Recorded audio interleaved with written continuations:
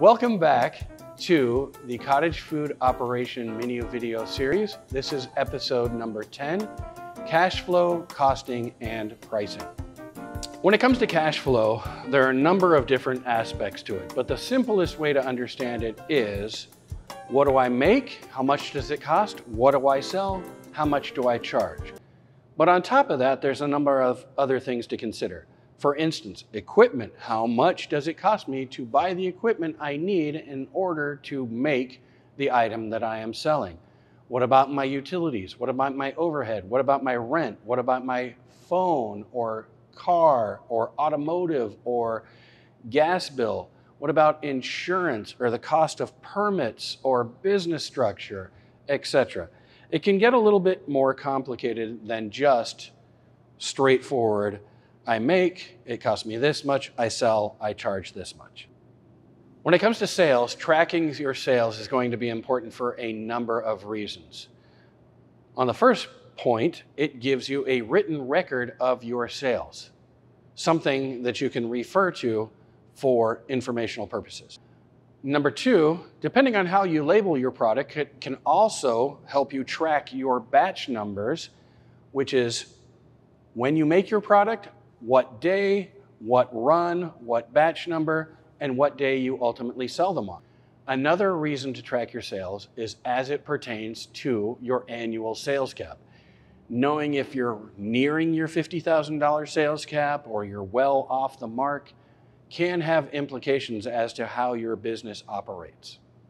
My personal favorite aspect of sales tracking is to create a knowledge base of your sales, knowing when items are hot seasonally, knowing what items are hot in regards to a given event, knowing which items are not big sellers at certain events, so you can adjust accordingly.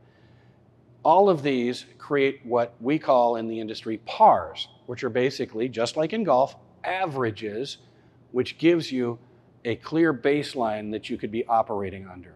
It helps minimize your overhead. It helps maximize your profits. When it comes to cash flow, there's actually two different kinds. There are fixed costs and variable costs. Fixed costs are going to be items that no matter how much you sell, these costs are going to remain stable. For instance, I make cookies. I make 100 cookies, I make 1,000 cookies. The cost of the baking sheet that I use to make those cookies does not change. That cookie sheet might cost me $10. It doesn't matter how many cookies I make from it, it's still always going to cost me $10. That's an example of a fixed cost. Other fixed costs might be your cost of insurance, your cost of permitting, your cost of signage or marketing, certain things that you budget for in order to use. As opposed to fixed costs, your variable costs are going to change as your production increases or decreases. The more cookies I make, the more flour, butter, sugar I need to buy. So, 1 5-pound bag of flour is going to turn into 2 5-pound bags of flour, is going to turn into 2 pounds of butter, more chocolate chips, more sugar, etc. The more ingredients I have to buy, the more I'm spending on those ingredients. Therefore, that cost rises. But here's the fun part is, as a food cost, the percentage I spend on those ingredients is not going to change. Other variable costs would be things such as special event vendor fees or utilities and gas, which honestly should be fairly minimalistic at your home, but they might go up. Also, the amount of packaging and labeling that you're going to need to buy, therefore increasing how much money you're spending on them will go up. So there are other things, all sorts of miscellaneous items that you can kind of put in the variable cost realm, but that remains to be seen for your particular CFO. When it comes to product costing, it can get a little bit tricky. I'm going to explain the basic fundamental principles involved conceptually, but I would suggest setting a one-on-one appointment with me because this is one of the areas where I can tend to lose people and need to explain it further. Product costing is based on how much you bought and how much that amount cost you to buy. You then take those numbers and turn them into smaller, more manageable units. You take those numbers and apply them to your recipe, add them up, and that determines your recipe or batch cost. The first thing you'll want to do is prepare your recipe for product costing. To do that, you're going to convert dry ingredients to weight, not volume. Doing so will give you consistency and allow for variance in ingredients. You'll convert the yield to ounces or grams, not units. And another thing that you might want to consider is if you are going to make multiple batches in one run, you want to check for scalability. So for instance, if I do a recipe that makes a dozen cookies, if I do it twice in the same mixing bowl, is it going to come out the same or is it going to be different? When it comes to converting your recipe, oftentimes, and I run into this over and over, people do things in volume rather than by weight. Trying to price out a recipe based on volume can be troublesome. I want to go over a concept that I think everybody will be familiar with. Let's say I take a 1 cup scoop of flour, just out of a random 5-pound bag of flour. If I take that, scrape off the top, make it nice and flat, and I take it and I tap it on the table, that 1 cup of flour can very easily turn into 3/4 cups of flour by volume. If I take that 3/4 cup of flour, run it through a sifter and remeasure it, it could very easily turn from 3/4 into 1 1/4 cups of flour. The point here is that volume for certain goods is variable based on density. That is where the hang-up can come from. Measuring by weight is far more accurate because 1 cup of flour is going to be, by weight, is always going to be 1 cup of flour by weight. Another reason to shift to weight is because of the consistency and the accuracy of your recipes. As a CFO, or in any food business for that matter, consistency is crucial. You don't go out to your favorite restaurant to get the chimichangas that you love so much if they start degrading. The first time you go, they're amazing. The second time you go, they're amazing. The third time somebody else made them and the quality starts coming down. And maybe it'll go back up, maybe it won't. But you don't want your food product to be based on a hit or miss proposition. You want it to be awesome and amazing every single time. Consistency is key. Adjusting your recipes for weight gives you that consistency, and it will also help determine what your recipe produces. Another trap that I see people fall into all the time is, I make this recipe, it makes 12 cookies. Okay, absolutely it does. Not gonna argue with you. Every once in a while you might fudge it and you might get 11 or you might get 13. If you get 13, trust me, you'll only have 12. The point is, 12 cookies tells me nothing about the cookies. 12 cookies doesn't tell me a whole heck of a lot about the recipe either. I can see the ingredients, I can see the measurements, I can see that it makes 12 cookies. But how big are the cookies? The cookies could be teeny tiny silver dollar size, or they could be as big as my head, or they could be a 16-inch cookie pizza that you might find at your local mall. One recipe can make any varying size. We really don't know. All we know is that recipe makes 12. It doesn't mean that they're 12 2-ounce cookies, 12 4-ounce cookies, 12 24-ounce cookies. All we know is that there's 12 of them. So by adjusting our recipe to deal with weight and doing our costing and pricing, If we do it properly, and I can show you how to do this, we can get a baseline per ounce or per gram of whatever it is that we are making. We can adjust that based on how big our product is. And when we adjust that, we will know exactly how much that adjusted amount cost us to produce. Which leads us to our next point, how to price.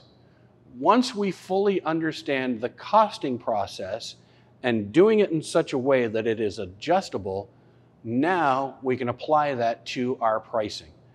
When it comes to pricing, in the food industry, there is a basic general rule, and that's called the 30% rule. Essentially what it is this. Any product that you buy is going to cost 30% of your cost for the manufacturer to produce. For instance, you go out to a restaurant and you get that chimichanga that we talked about a second ago. That chimichanga, if they charge $10 for it, cost them $3 to make, generally speaking. Not every restaurant runs a 30% food cost. I'll be honest with you, some restaurants don't even know what their food cost is. But those that run their businesses properly know what their food cost is, not just per ingredient, but per recipe, per plate, per entree, and as a global situation for their entire operation. These are important numbers to know because knowing them empowers your business to be profitable or not. When we determine what our food cost is, now we can determine the price. Determining that price is actually fairly simple. We start by multiplying it by 3.33, which would give us roughly a 30% food cost. That gives us a baseline to start from. And you think to yourself, well, if my product cost me 30 cents to make, I should just sell it for $1. True, to run a 30% food cost. However, market value might be much higher. What costs you 30 cents to produce, you could potentially sell for $3. Are you going to neglect yourself from making that $2 extra in sales because you're just going to do the simple math? No. What you want to do is you want to get your baseline food cost as a percentage. You then want to go look at your competition and see what they're selling it at. And then you want to adjust your prices to accommodate the greater market. When you run through this scenario, it can tell you a number of things. One might be that your product will not sell for as much as you should be selling it for. In that case, consider setting that recipe aside and coming up with another product that is less expensive to produce that can sell at a higher price. Another item that might come up is your product might sell for drastically more than you thought it could. Just because 30% food cost is kind of the industry standard does not mean that you have to adhere strictly to it.